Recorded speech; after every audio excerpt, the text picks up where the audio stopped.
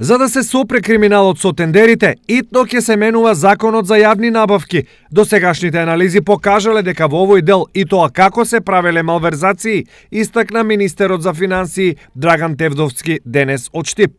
Изминатите години многу често се случувало да се набавуваат некои производи на големо, например пенкала, USB-ња со многу повисоки цени од колку што може да ги купите во продавница. Со цел ова да се спречи, постоечкиот закон ќе се менува по 15 пат досега.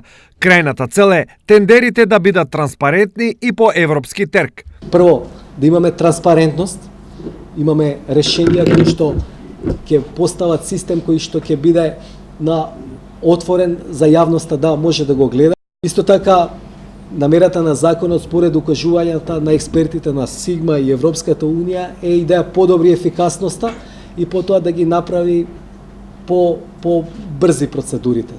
Нацрт верзијата на законот денес беше презентирана во Штип пред 4 стопански комори и епицентарот, од каде дадоа 20 на забелешки и предлози за подобрување на истиот.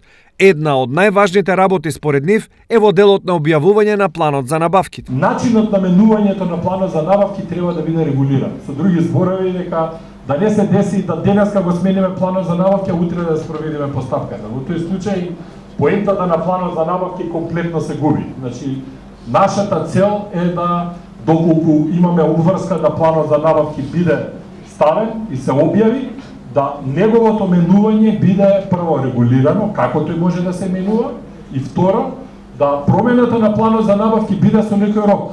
Исто така, од епицентарот денес потенцираа дека најдобар начин е изборот на изведувач во тендерската постапка да биде секторски, односно да се изработат подзаконски акти кои ќе ги дефинираат најповолните економски понуди. Ако се оди според планот, новиот закон за јавни набавки би требало да биде донесен во месец октомври.